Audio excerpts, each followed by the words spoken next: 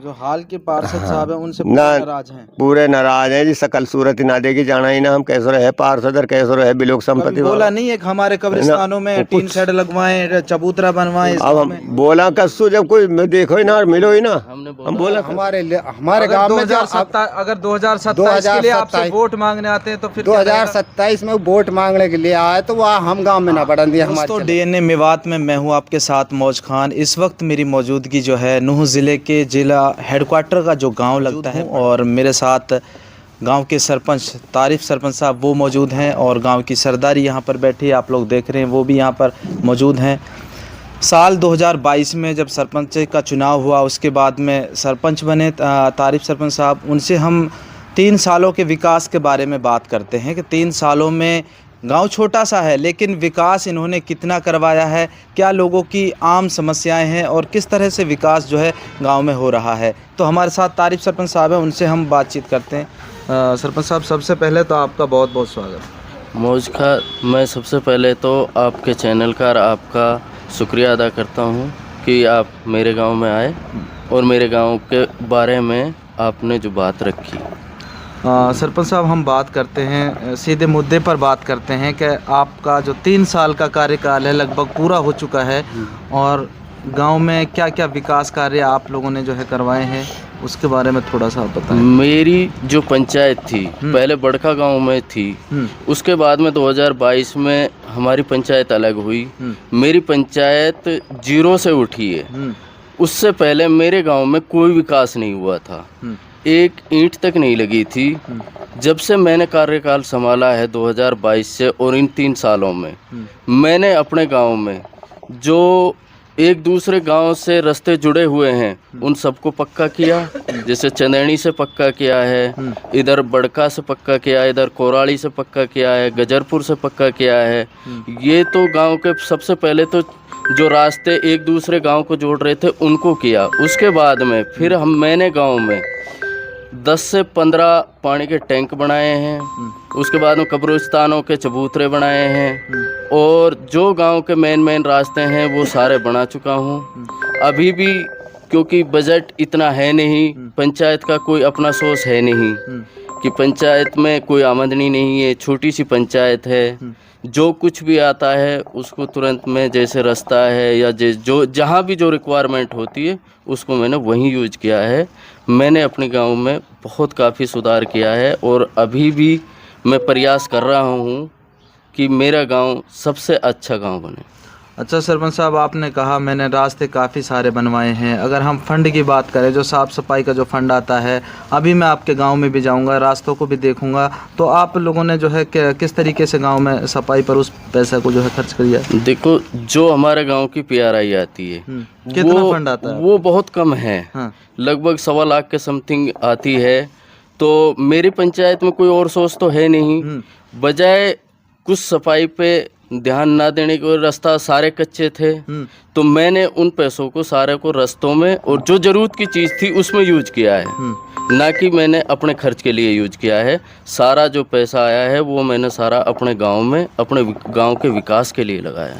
सरपंच साहब, देखा जा रहा है आपके गांव में काफ़ी सारे घर ऐसे हैं जिनकी आर्थिक स्थिति कमज़ोर है, गरीब परिवार से ताल्लुक़ रखते हैं।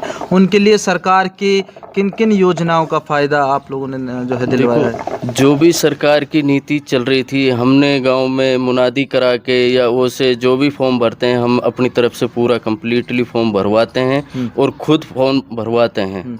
और वो तो आगे सरकार है, वो क्या दे क्या नहीं, हम अपनी तरफ से कोई कसर नहीं छोड़ते। अपने गांव के जो गरीब लोग हैं, जिसको जो रिक्वायरमेंट है उसकी वो पूरी कराने की कोशिश करते हैं। पीने के पानी की सुविधा कैसी है गांव के लोगों के लिए? पीने के पानी की कोई सुविधा नहीं है हमारे गांव में, इसीलिए मैंने पानी के टैंक बनवाए हैं कि ताकि गांव को कुछ फ़ायदा हो, भाई गांव को इधर उधर भटकना ना पड़े।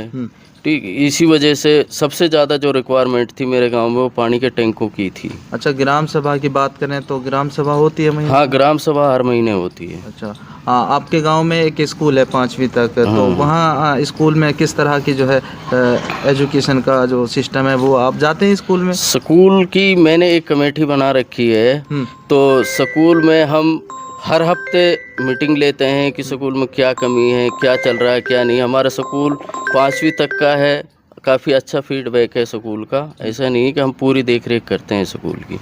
और आगे के लिए क्या प्लान है गांव में, कि कोई और नया काम करने की जो है आपने आगे के लिए प्लान ये है, अगर सरकार हमें कुछ बजट देती है, जैसे हमारी अभी फिरनी कच्ची रह रही है, उसके बाद में दूसरा भाई कब्रिस्तानों की बाउंड्री है, तो इनके लिए काम करना है। कुछ 1-2 रास्ते भी बच रहे हैं, उनके लिए भी काम करना है।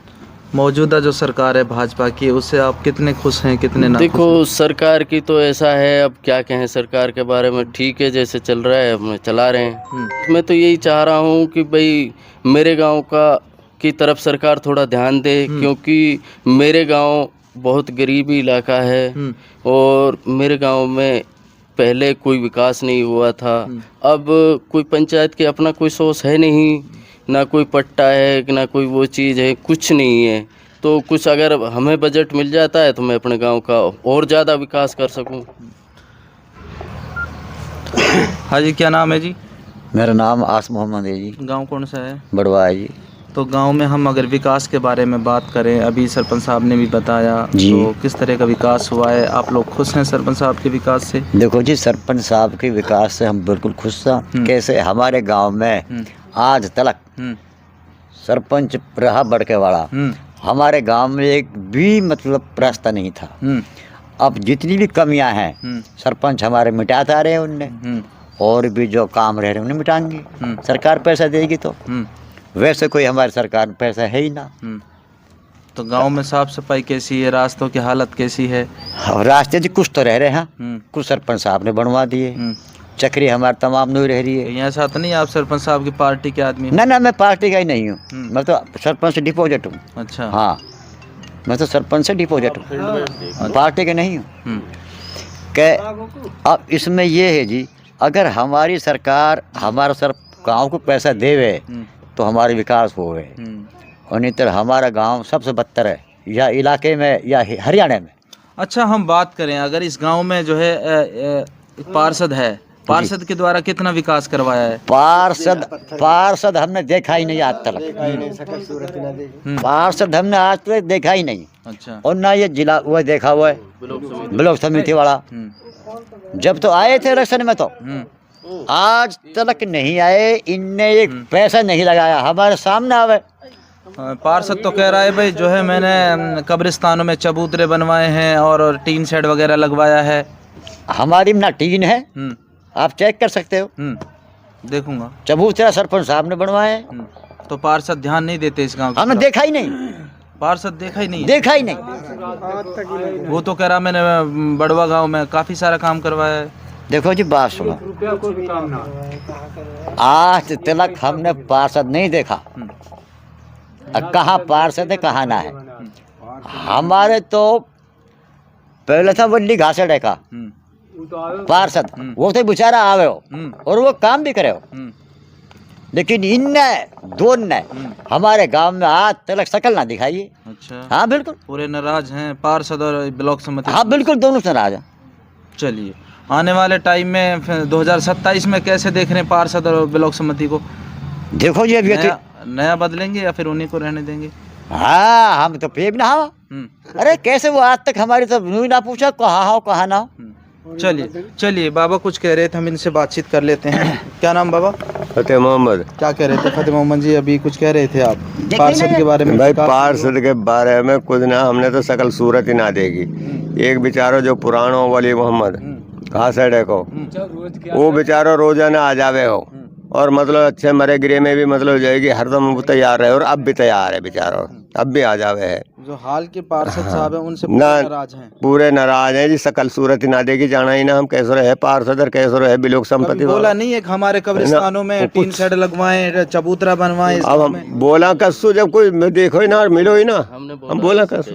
अच्छा, बोला सरपंच साहब? मैंने उनसे कई बार बोला कि भाई देखो हमारा गांव भी आपकी गांव उसमें आता है वार्ड में, तो मेरे गांव के लिए भी तो कुछ करो। उसने बोला कि हाँ सरपंच साहब करूंगा। 3 साल का कार्यकाल तो निकल गया, आज तक अगर एक मट्टी का एक चम्मच दिखा दे तो मैं उसकी गुलामी कर लूंगा मेरे गांव में 3 साल में। अच्छा, ठीक है। गांव से पूरी दूरी बनाई हुई है। हाँ, पार्षद ने भी ब्लॉक समिति वालों ने, उनसे दोनों से मैंने कई बार मीटिंग भी ली है। भाई मेरे गांव क्यों छोड़ रखा है आपने? ब्लॉक मेरे समिति गांव में के कौन लिए है? ब्लॉक समिति में एक शाहरुख है रिठौड़ा गांव का, अच्छा उसकी घरवाली है। अच्छा अच्छा। तो उनसे शाहरुख से मेरी कई बार बात हुई थी, भाई तू कुछ तो कर मेरे गांव में, तेरा कुछ तो बजट आ रहा होगा, या पार्षद से ले या प्रमुख से ले, किसी से भी ले, भाई कुछ हम रल मिल के काम कर लेते हैं, मिल के काम करेंगे तो हमारे गांव को सुधार होगा।